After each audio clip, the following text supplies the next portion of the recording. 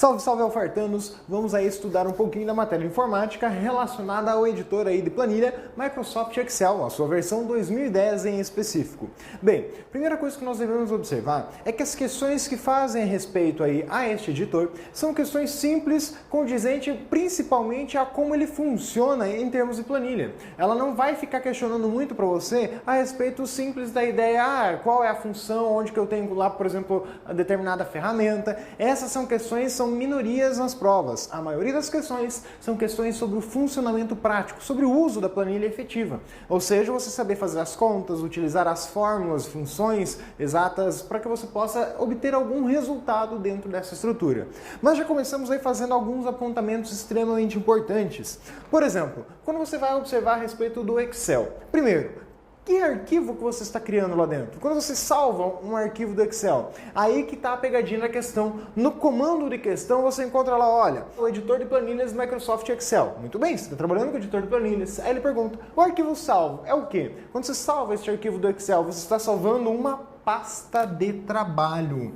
Cuidado com essa referência, porque normalmente você vai pensar, bom, pega uma prova múltipla escolha, por exemplo, vai estar lá questões onde vai ter uma alternativa dizendo planilha. O editor é dito editor de planilha, porém você está salvando uma pasta de trabalho. Muito cuidado com esta referência. Esta pasta de trabalho, por sua vez, ela é composta por várias outras planilhas. Por padrão, você vai definir que ela possui uma ou mais planilhas. Por que você tem essa definição? Porque você pode ficar só com uma dentro dessa pasta de trabalho, ou você pode ter mais. Então a referência é com base no que você tem, o formato de arquivo padrão. Muito cuidado que você cria uma pasta de trabalho. Tanto que você tem mais um ponto, uma característica que reforça esta situação. Quando você pega e observa lá o esqueleto da janela do próprio editor, lá naquela primeira barra superior lá em cima. Primeiramente, quem é esta barra? Bom, essa barra é aquela barra chamada barra de títulos. Então você tem aí uma barra que representa aí um título. Que título é esse que ela apresenta? Bem, aqui você vai observar que aparece o nome do arquivo que você está trabalhando. E por padrão, quando você simplesmente cria um novo documento, você abre um arquivo dentro do Excel, você vai encontrar ali pasta 1, pasta 2, pasta 3 e assim por diante. E ao lado vem lá o nome do Microsoft Excel, justamente indicando o nome do programa que você está fazendo uso, portanto. Mas observe a indicação novamente falando sobre pasta, porque o arquivo que você tem é uma pasta de trabalho. Então ele reforça essa característica. E óbvio que na hora da prova eles vão jogar isso como uma pegadinha. Eles vão borrar essa informação, vão apagar o nome do programa e você vai ter que olhar para a janela e poder identificar que programa é este. Isso são questões mais tranquilas, mais simples, que você consegue rapidamente observar a resposta. Bom, mas ainda sobre essa estrutura do arquivo que você está criando. Quando você vai trabalhar com um arquivo dentro do Excel, você vai estar trabalhando com o formato de arquivo específico. Você vai estar falando no formato de arquivo da pasta de trabalho, que é o formato XLS. Mas esse formato XLS, ele vai ter uma referência aí, principalmente, ao Excel na sua versão 2003. Isso é extremamente importante, porque você também tem outras versões no mercado. Além da 2010, que é o nosso objetivo de estudo aqui, você tem lá o 2003 e o 2007. E vale lembrar que o formato padrão dentro do 2007 e no caso do 2010 aí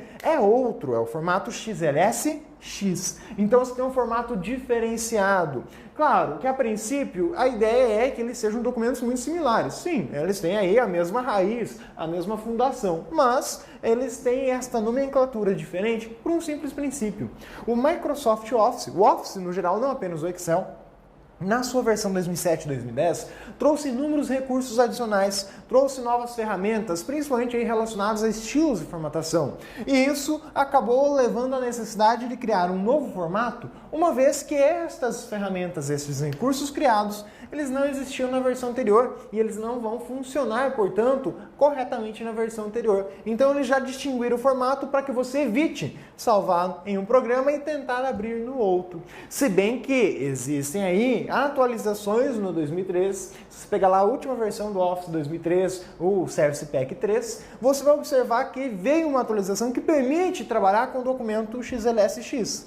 mas é apenas uma ferramenta de compatibilidade. Ela não vai ser 100% igual, ela vai dar problema ainda nos recursos que só existem no 2007 ou no 2010 aí no caso. Então aqui que você vai ter que tomar muito cuidado no uso da ferramenta em relação ao seu formato. Então o padrão é o formato XLSX.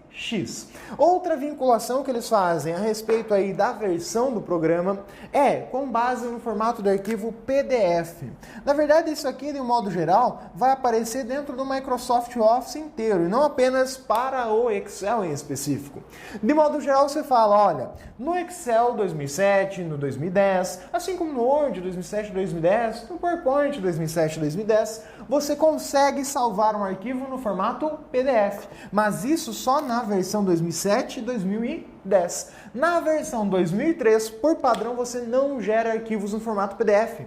O que eu faço com esses arquivos na versão anterior? Você consegue, por meio de plugins, por meio de outras ferramentas, no caso seriam aí complementos, você consegue, mas naturalmente pelo programa, não. E isso você tem que ter muito claro aí. O que seriam esses complementos dentro do Office 2003 para gerar arquivos no formato PDF? Seria, por exemplo, como impressoras PDF ou alguns programinhas que você instala ali que geram a ideia de criar um arquivo no formato PDF. Mas isso são complementos que você está utilizando para poder gerar aí e fazer uso desta ferramenta dessa forma aí apresentada. Muito cuidado com isso. Mas ainda observando essa característica do formato de arquivo, você vai observar que por padrão a sua estrutura, a sua pasta de trabalho, ela vai ser iniciada com 3 planilhas. Então ele já cita as 3 planilhas aí, logo acima desta barra. Essa barra que está ali, a última barra do programa, e vale a pena ser aí destacada qual é a sua funcionalidade, é a barra de status. Então, logo acima da barra de status, você encontra lá as guias das planilhas que o programa oferece. Então, aqui você tem as planilhas. Muito cuidado com isso. Por quê? Por padrão, cada uma dessas planilhas, elas vão ter as seguintes indicações. Essas planilhas, elas vão ser nomeadas lá simplesmente pela denominação ou pela descrição plan. Então, ele traz lá para você plan 1, plan 2, plan 3. Então, ele traz essa como sendo a nomenclatura padrão. Aí que está o X da questão. Essa nomenclatura é padrão, você pode mudá-la. Se você não está de acordo, ou principalmente você precisa vincular algo mais significativo ao trabalho que você está desenvolvendo, ou seja, eu tenho aqui uma planilha que representa as entradas, a outra representa as saídas, a outra representa, por exemplo, o meu estoque. Então você tem aqui basicamente que identificá-las de uma forma mais interessante aí para que você possa identificar facilmente isso depois na visualização. Ou seja, você pode mudar o nome desta planilha. Mas, ao observar que ele coloca por padrão números, da mesma forma que ele colocou números por padrão para o nome do arquivo, isso implica no seguinte pensamento: não podem existir planilhas com o mesmo nome. Você não pode ter pastas de trabalho com o mesmo nome no mesmo lugar. Por isso que o nome aí ele acaba nomeando de uma forma diferenciada. Mas a relação é a mesma. Você não pode ter, então, planilhas com o mesmo nome dentro de uma pasta de trabalho. Em outra, você pode repetir esses nomes sem problema algum. Então, você tem aqui a característica essencial. Mas voltando ao conceito que nós vimos aí de cara. Quando nós falamos que você tem uma pasta de trabalho, você pode ter uma ou mais planilhas. E por padrão, ele te apresenta 3. E como eu citei, você pode então ficar apenas com uma planilha, sem problema nenhum. Mas, se eu falar, eu quero mais do que 3, eu posso ter? Posso ter mais do que 3. E aí que vem justamente a usabilidade, o objetivo deste botãozinho aqui, que ampliei aqui a sua referência, a sua representação, você tem este símbolo ali apresentado. Para que serve esse símbolo? Simplesmente é o botãozinho que você utiliza para inserir uma nova planilha dentro da pasta de trabalho em edição. Então basta clicar sobre esse cara que uma nova planilha será criada ali ao lado. Então é uma guia a mais que você vai estar criando aqui. Então aí aparece o termo guia da planilha 1, guia da planilha 2. Simplesmente como se fosse justamente a ideia de uma aba ali representada. Mas existem outras estruturas aí vinculadas com o nome e o termo aba ou guia, que seriam as opções. mas sempre vale observar o contexto que a questão é apresentada. Então, dentro dessas características, o que você pode encontrar em questões? Simplesmente isso, falando a questão sobre a nomenclatura, não pode ter nomes iguais dentro do mesmo passo de trabalho, você pode nomear elas, você pode acrescentar novas planilhas, e aí, claro, entender o que é a planilha, já que entendemos o que é o arquivo, uma pasta de trabalho, vamos entender o que é uma planilha propriamente dita. Bom, uma planilha nada mais é do que um reticulado, composto aí pela estrutura de linhas e colunas. Aqui vale a pena ressaltar e observar o próprio Excel 2003 pelo seguinte, para que você tenha uma noção da evolução e da diferença dos formatos, onde eles vão estar fazendo as suas implicações. Por exemplo, quando você pega aqui no Excel 2003 e observa a relação das linhas, você vai observar que ele oferece um total de 65.536 linhas. Em contrapartida, ao comparar isso com o 2007 e 2010, você vai observar que o 2007 e também o 2010 oferecem um total de 1.048.576 linhas em uma planilha. Cada passo de trabalho tem várias aí, portanto. E as colunas? Colunas, você vai observar que o Excel 2003 oferece apenas 256 colunas. Pouco, relativamente, já acho bastante você utilizar todas elas. Mas no Excel 2007 e 2010, ele oferece um total de 16.384 colunas. Muito a mais. Então, por isso, você criando um arquivo aqui, imagine, eu criei aqui uma planilha e essa planilha ela vai estar usando 2.000 colunas de conteúdo. Eu vou tentar abrir esse arquivo no 2013. Ele vai conseguir trabalhar com isso? Não, justamente por conta do tamanho que ele suporta, a ideia do formato com que ele trabalha. E o principal disso tudo é justamente a gente destacar a diferença. Ou seja, você tem lá duas estruturas. Uma estrutura conhecida como planilha e uma estrutura que você também ouve falar muito dentro dos editores de texto, que é a estrutura conhecida como tabela. O que você observa aqui é que são duas coisas completamente diferentes. Elas têm uma ideia similar, que é você colocar linhas e colunas, só. Mas elas são diferentes, são duas estruturas com objetivos diferentes. E é sobre essas diferenças que você encontra questões em prova também.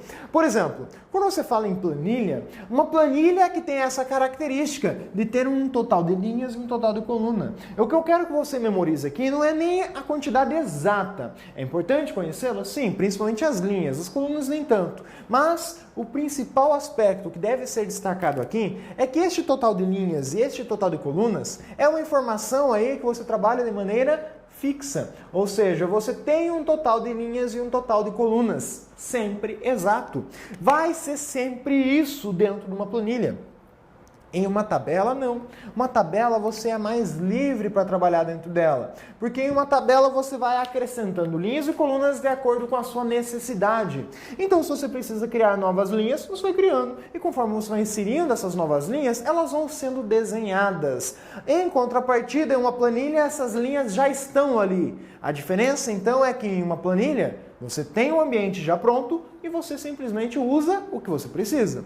Em uma tabela, você vai criando conforme você precisa. Você que tem que falar, eu preciso mais uma linha, mais uma coluna, preciso tirar essa daqui, acrescentar. Então você tem essa maior liberdade aqui. Agora, cuidado com pegadinhas. Eles dizendo lá, por exemplo, olha, uma planilha, naturalmente você trabalha com fórmulas e funções. Mas e uma tabela? Também tem a estrutura de fórmulas para a tabela. Só que são fórmulas extremamente mais simples. E em contrapartida é o que nós vamos ver aí relacionado a planilhas. Aqui em tabela é muito simples. Ela tem fórmula? Tem. Isso é a pergunta-chave que você vai encontrar a respeito disso. Então ela não vai extrapolar muito você querendo saber qual é a fórmula, coisa do gênero. Simplesmente isso. Se você sabe que existe a possibilidade de trabalhar com fórmulas também dentro de uma tabela. Sim, mas vale lembrar que são aí diferentes em termos de finalidade, objetivo é o mesmo, mas como ela vai funcionar, ele vai estar trabalhando de uma forma diferenciada. Então, o mais importante é saber que esse total de linhas e colunas é fixo. Uma planilha, uma tabela, você é livre. Por isso, nós temos aqui, por exemplo, uma representação, um rascunho do que seria um pedaço de uma planilha. E aí já aparecem algumas características importantes. Por exemplo, quando você fala que você tem linhas e você tem colunas, a primeira questão que pode aparecer, principalmente em provas aí, variando nível médio, nível superior, não há muita distinção em relação a isso nas provas, eles perguntam como são identificadas as colunas. As colunas são identificadas por letras, enquanto que as linhas são identificadas naturalmente por números. Por isso que saber decor os números da total de linhas é mais prático, porque as linhas elas seguem uma sequência numérica. E nesse caso nós vimos que no Excel 2007 e no 2010 ela vai até 1.048.576. É a última linha da planilha, que começa em 1. Não existe linha 0, não existe linha -1, isso é extremamente importante. E também não existe a linha 1.048.577. Ela morre, a última é a 576 ali, portanto. E no caso das letras, nós vimos que você tem aí 16.384 colunas, só que o alfabeto tem menos letras do que isso, com certeza. Aí a grande pergunta que aparece para você na hora da prova é: o que vai acontecer daqui por diante?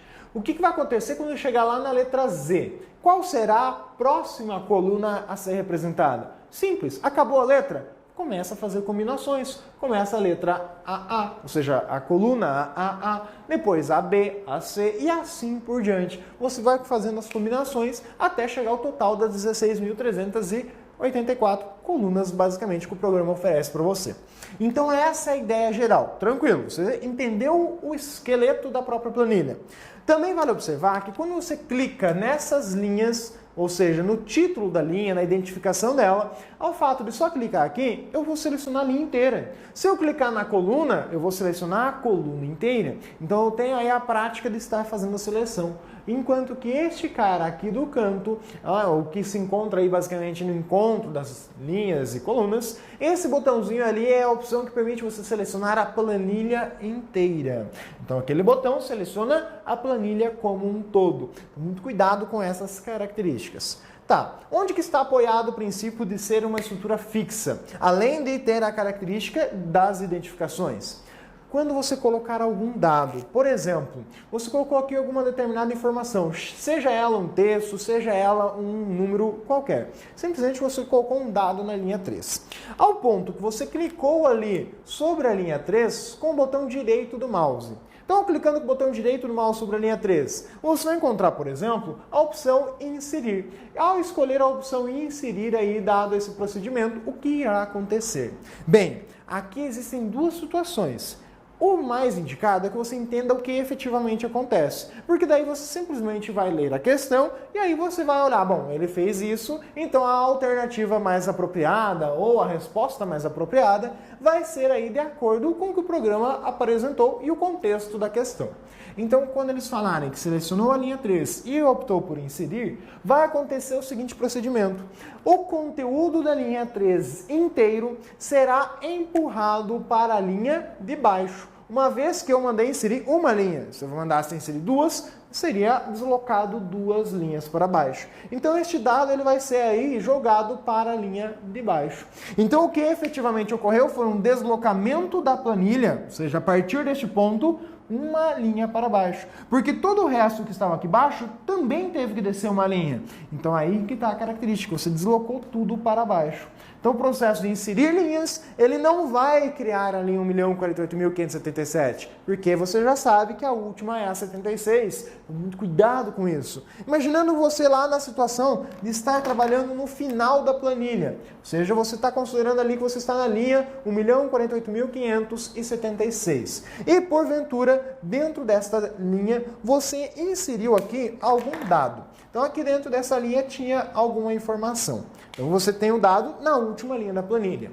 O que acontece se eu tivesse feito esse procedimento? Se eu tivesse clicado com o botão direito na linha 3, aqui no título dela, e mandado inserir uma nova linha? Ele simplesmente não ia deixar inserir essa nova linha. Pelo seguinte fato, a última linha da planilha possui conteúdo. Então se ele tentasse fazer a ação padrão, que é deslocar o conteúdo para baixo, para onde ia esse dado? Ia ir para o nimbo? Para onde? Não tem para onde mandar informação. Então, justamente para evitar que você perca os dados sem aí, às vezes, estar ciente do que está acontecendo, ele não deixa você simplesmente realizar o procedimento. Essa é a ideia geral que você tem a respeito dessa característica. Então, muito cuidado com o processo de inserir linhas. O mesmo vale para colunas, só que desloca para a direita.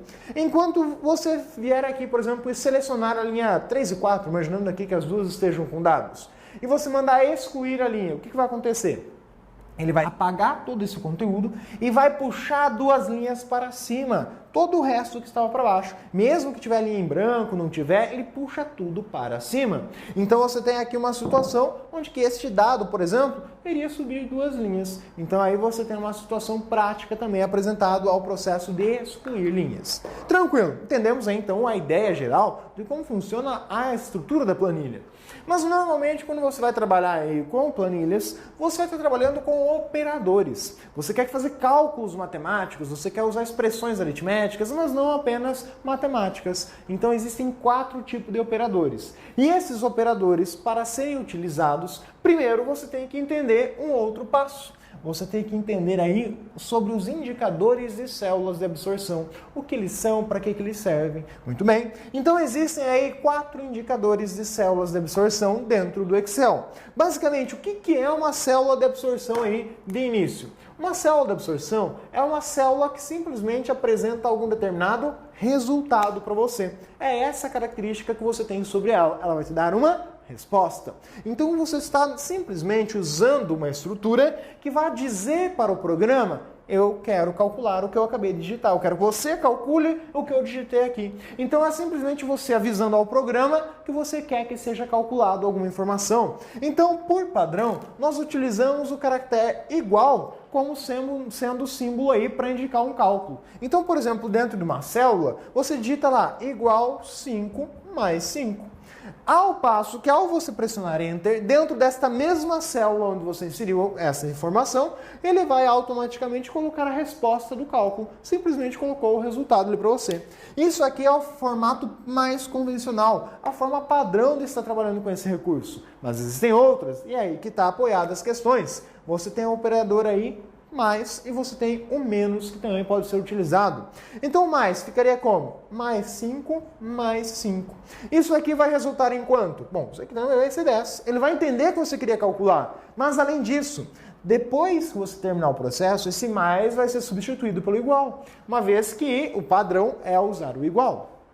O menos, você colocar lá menos 5 mais 5, você vai obter como resposta 0. Porque além deste menos estar aqui indicando que deve ser feito um cálculo, este menos está indicando que o número 5 é um valor negativo. E uma vez que você deve 5, paga 5, você quitou as suas dívidas, você ficou zerado aí, portanto.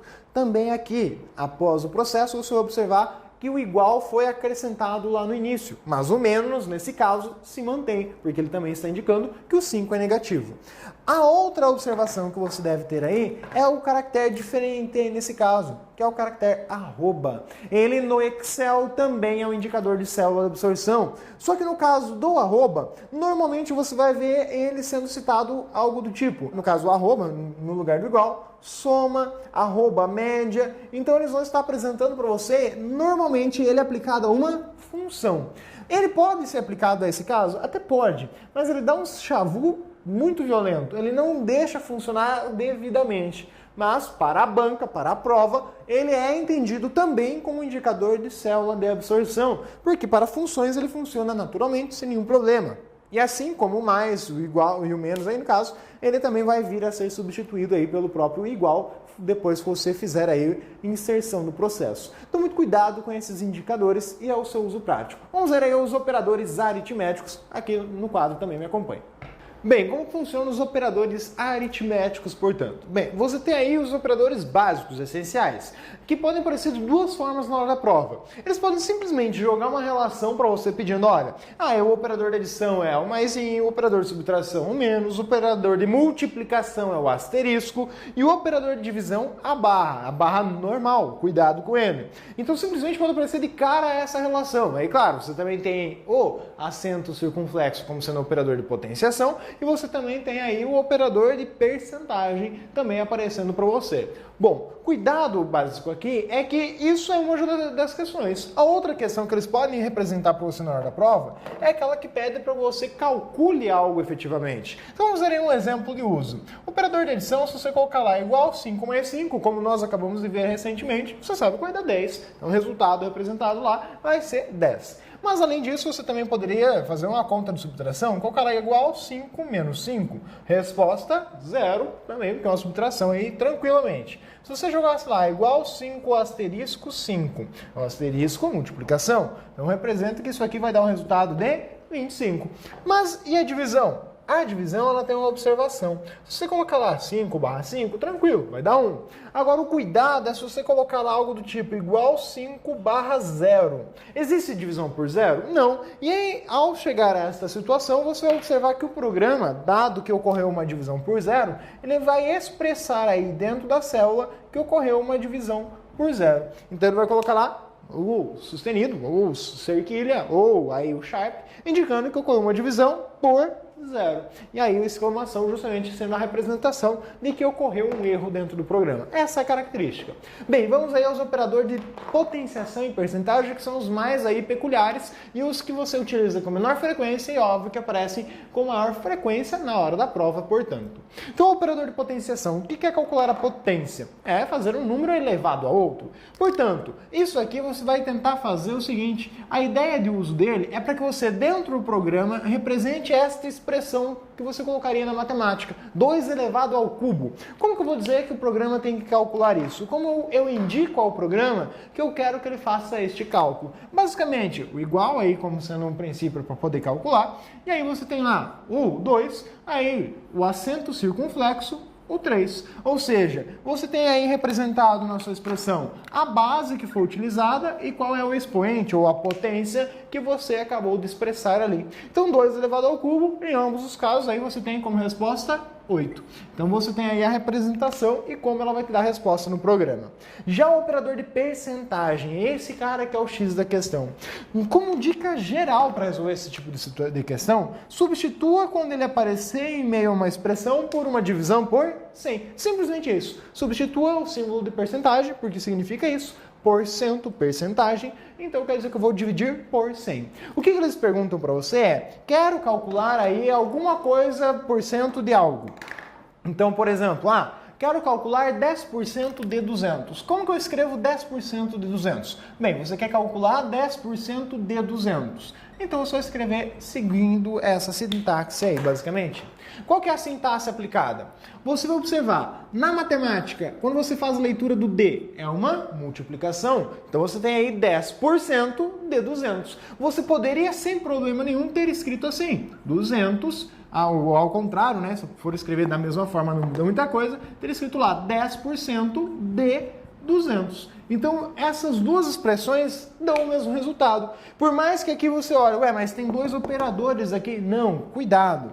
Lembra o princípio básico? Substitua esse cara por uma divisão por 100. Então, ao substituir ele por 100, o que você teve ali era 10 barra 100 asterisco 200. Então, você criou aí um outro valor dentro dessa situação. É algo válido. E nesse caso, você tem aí que a resposta, nestes 2 exemplos, você tem lá como resposta o número 20, portanto, porque você queria 10% de 200. Agora que vem a pegadinha. Ele pede, eu quero calcular 200 mais 10%. Aí você vai e pensa na mesma analogia e fala 200 mais 10%. E obviamente que está errado. Isso aqui, para que você tenha uma noção, vai representar a seguinte resposta dentro do programa. Vai aparecer lá 20 mil e 10%. Vai aparecer escrito isso aqui dentro da célula do programa, caso você escreva igual 200 mais 10%. Porque aqui você simplesmente cometeu um erro básico na matemática básica. Qual que é o erro que você cometeu aqui? Simplesmente você pode fazer o simples passo aí de trocar a divisão por 100 ali. Então, se você pegasse matematicamente 200 mais 10 dividido por 100, você tem uma expressão que você sabe que não dá para somar direto. O que você faz diante dessa situação? É simplesmente calcular o mínimo múltiplo comum entre 100 e 1. Embaixo do 200 você sabe que tem 1. Então 100 dividido por 1 dá 100, vezes 200, você tem aí 20 mil. Mais 100 dividido por 100 dá 1, vezes 10, 10. Então somando aí 20 mil mais 10, você tem 20 mil e 10 dividido por 100, obviamente você tem a mesma ideia disso aqui. Qual que é a observação que você tem? É a forma de representação. Isso aqui e isso daqui são a mesma coisa. A única diferença é que eu representei a divisão por 100 em formas diferenciadas. Então essas duas coisas são a mesma representação, o mesmo valor aí basicamente. Mas o programa vai optar por usar esta indicação porque você utilizou essa expressão na hora da operação, na hora de descrever aí o cálculo. Então por isso que ele coloca o sinal de porcentagem na resposta. Ele parte do princípio que já que você utilizou esse símbolo, você vai entender a resposta. De forma equivalente, poderíamos dizer que o valor contido como resposta era o valor 200,1. Afinal de contas, se você pegar 10 dividido por 100 dá 0,1, 200 mais 0,1, 200,1. Então você tem aí a representação de uma terceira forma do mesmo valor. Só para que nós possamos finalizar aí, então, cuidado essencial são sobre algumas práticas que ele oferece. São expressões do dia a dia, como por exemplo, ele coloca lá 3/9/3. Qual é a resposta? Bem, se eu fizer 3 vezes 9 dá 27. Tranquilo. Dividido por 3 dá 9. Se eu fizer 9 dividido por 3 dá 3. Vezes 3 dá 9. Então, qualquer um dos dois que eu calcule por primeiro, a minha resposta vai ser a mesma. Muito bem. Mas vamos pensar nessa mesma ideia aqui. Se eu pegar 9 dividido por 3, dá 3. Vezes 3 dá 9. E se eu tivesse feito primeiro a multiplicação? 3 vezes 3 dá 9? 9 dividido por 9 dá 1. E aí, qual é a resposta? 9 ou 1?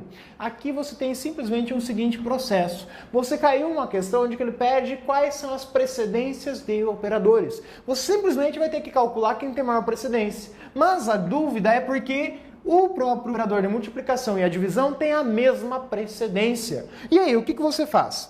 Existe uma regra para isso. Uma vez que você tem operadores de mesma precedência, você resolve a expressão no sentido da leitura. Então, dada essa situação, você tem aqui que você vai fazer 3 vezes 9, 27, e depois você vai dividir isso por 3, obtendo aí como resposta 9. E nesse caso, você vai primeiro dividir, obtendo 3, resultando aí deste 3, você vai multiplicar por 3, também obtendo como resposta 9. Então, aqui você simplesmente tem um processo cuidadoso, meticuloso, que é a ideia da aplicação aí da precedência de operadores, que de forma similar pode ser aplicada aqui. Aqui você tem uma situação onde eu coloquei dois operadores juntos. Na matemática, usualmente, você teria aqui um parênteses. Por que na informática isso não é necessário? Na verdade é que na matemática se faz necessário, no papel. Porque, usualmente, quando você vai escrever essa expressão, você não coloca lá algo do tipo, eu quero calcular A, B, C, ou 3x. Você não tem uma leitura implícita de que aqui, entre esses operadores, entre essas letras, existe uma multiplicação representada por um ponto? Então é por isso que nós, na estrutura, escrevendo no papel, temos o costume e a prática de usar o sinal de menos entre parênteses para poder indicar que o número é negativo. Só que na informática você é obrigado a expressar o operador de multiplicação. Então, uma vez que existe ali o operador de multiplicação, eu não preciso ter estes parênteses. Eles são apenas preciosismo. Porque aqui eu tenho entendido já que é uma multiplicação pelo valor negativo de 3. Então, simplesmente, você faria o mesmo procedimento do exemplo anterior. Você faria 9 dividido por 3, que dá 3, multiplicado por menos 3. Portanto, a sua resposta seria menos 9. Aqui, cuidado com essa outra situação. 8/2 elevado ao cubo. Isso aqui vai dar 1 ou vai dar 64? Você sabe que aqui você tem uma divisão, uma potência. Quem tem maior precedência é a potência. Então, calculo primeiro ela. Então, 2 elevado ao cubo dá 8. 8 dividido por 8 vai dar 1 como resposta. Pegadinha básica de prova. Aqui, aí você já tem dúvida, mas não tem igual no começo. Mas o menos também é um indicador de célula de absorção e a sua resposta vai ser 16. Positivo ou negativo? Vai ser positivo porque base negativa, potência par, resultado é positivo. Não vai pensar que é resultado par, pelo amor de Deus. Porque não tem nada a ver uma coisa com a outra. Você pega lá uma estrutura onde você põe lá, por exemplo, menos 9 ao quadrado. Base, você tem aí a ideia de base negativa. Potência par, o resultado aqui é ímpar. Não é par. Então, cuidado, não vai cair nessa merda de associação aí, que é simplesmente uma pegadinha mental aí que você tem em relação à operação aí. Então aqui, positivo, porque base negativa, potência par. Neste caso, você tem base negativa, potência ímpar. Então vai ser 8 negativo por conta dessa vinculação. E por último exemplo, nesse caso, se eles colocarem entre parênteses o menos 2 elevado à quarta, qual a resposta? Vai ficar escrito isso, uma vez que aqui não tem o igual e o menos ele está depois dos parênteses. Se houvesse o sinal do igual, aí sim, aí você teria que fazer menos 2 elevado à quarta, que nesse caso ainda continuaria segundo o princípio de cálculo analisado lá como 16. Só que se eu escrevesse lá, menos 2, chapeuzinho 4, e colocasse esse cara entre parênteses, aí a sua resposta seria menos 16, uma vez que você primeiro calcula o que está dentro dos parênteses. Então, com isso, vimos aí as reais aplicações desse cara e como elas podem aparecer na sua prova. São fatos aí bem comuns. Vamos praticar aí um pouco, resolvendo alguns exercícios para entender melhor esse procedimento aí, beleza? Considere que em uma planilha em edição no Excel 2003, um usuário registre na célula C2, C3, C4, C5, C6 e C7 os seguintes valores respectivamente: 10, 20, 20, 30, 50, 100. Nessa situação, caso o usuário selecione a célula C8, formate-o com a opção separador de milhares, nela digite igual C4/C2 mais C7 dividido por 6 e em seguida tecle Enter, aparecerá nessa célula o valor 4,0. Bem, observe aí que ele trouxe para você os dados na forma textual, sugestão é montar a planilha, nesse caso nem é tão necessário, mas que também ele trouxe aí uma forma. O que ele quer basicamente é saber se você sabe calcular as operações aqui aritméticas supracitadas. Então, uma vez que ele colocou aqui C4/C2 mais C7/C6, o que você faz? Simplesmente, primeiramente, substitui esses valores. O que você tem que C4? 20. Então, vou colocar aqui do lado só para ficar mais prático. 20, aí ele fala, barra C2. O que eu tenho em C2? C2 eu tenho 10, mais o que eu tenho em C7? C7 eu tenho 100, mais aí ele vai fazer a divisão por C6, que é 50. Então você tem essa situação. Princípio, o que eu calculo primeiro? Eu calculo primeiro a divisão ou a soma? Primeiro você calcula as divisões e por último a soma. Então aqui você tem basicamente 2 por 1, então você tem aqui basicamente 2. Mas você tem aqui 2 por 1 também, ou seja, você tem também 2. Você então simplesmente faz a conta de 2 mais 2, 4. Você tem a sua resposta, mas perceba que é uma questão de certo e errado e você, para concluir a respeito dela, tem a outra característica. Ele fala que foi clicado o botão separador de milhar. É este botão que dá a característica de colocar o vírgula 00. Por isso que a questão se torna correta. Se não tivesse citado que foi clicado esse cara, seria apenas 4, sem o vírgula 00, uma vez que ele não havia citado nada a respeito do formato. Beleza? Vamos aí a mais uma questão. O software aplicativo de planilha eletrônica Microsoft Excel permite a realização de diversos tipos de cálculos. Considerando a aplicação da fórmula igual 3 assinale a alternativa que representa o valor numérico correto que será gerado como resultado. Ele trouxe aí para você igual 3 asterisco 3. E aí pergunta pra você, qual que é a resposta? Isso aqui você não precisa nem sofrer, né? Tranquilo, a alternativa aí que tem a resposta 9. Questão dada na prova. Eu particularmente prefiro que não apareça esse tipo de questão, porque é muito trivial e qualquer um faz. Você precisa encontrar aí essas questões mais elaboradas, como essa questão anterior aí citada, beleza? Vamos aí trabalhar em outros momentos da matéria informática. Fechamos por hora. Até mais!